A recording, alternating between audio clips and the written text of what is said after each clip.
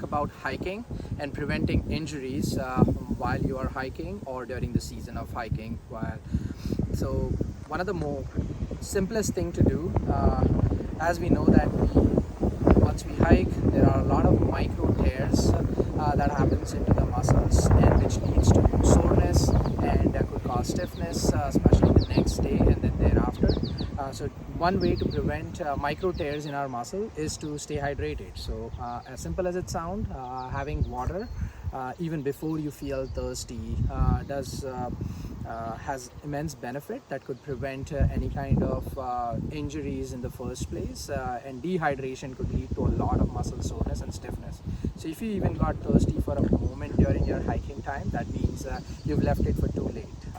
So that was tip number one. Another second thing is to stretch. Now everyone knows to do stretching, however people don't do it, and I am equally guilty about that. And just because stretching, sometimes if it's not easy, people don't do it. So we'd want to try and make sure that we could try and find an easier routine to stretch, and especially our lower legs. So one of the stretches that I often recommend or do it myself is calf stretches, and that could be just leaning in front of a tree or a pole and then crossing our leg, and then just be able to lean there. And the idea is to ensure that your heel stays doesn't comes off the ground, and then 30 seconds of a hold, or even you could do a back and forth sort of a stretch constant, and that could rush some blood flow in there and then prevent any kind of cramping in our calf. Having a good warm-up routine is really important as well. So just like when we go for running, we don't start sprinting right away when we come out the door, and similarly with our hiking, you'd want to walk at a little slower pace, get your momentum, and you do not want to be starting with 3 miles an hour right away, but could slowly build up towards that, and that would often help. Another is people tend to develop a lot of foot pain, as in heel issues, plantar fasciitis, or some kneecap problems. So today in this video, I'd like to talk a little bit more about foot and heel issue that people could prevent. So having a good hiking shoe or a proper footwear is really important. If at all you're interested or to know what's the best footwear to wear during your hiking, I've shot a separate video for that, so you can watch out for that. However,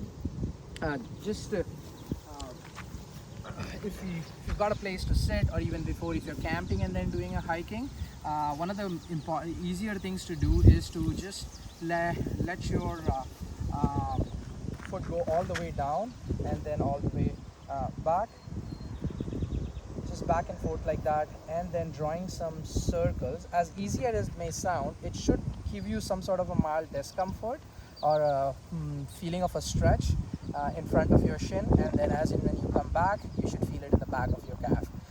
Simpler routine like that is shown to prevent shin splints, which is very, very common in hikers. So that would be a good thing to do.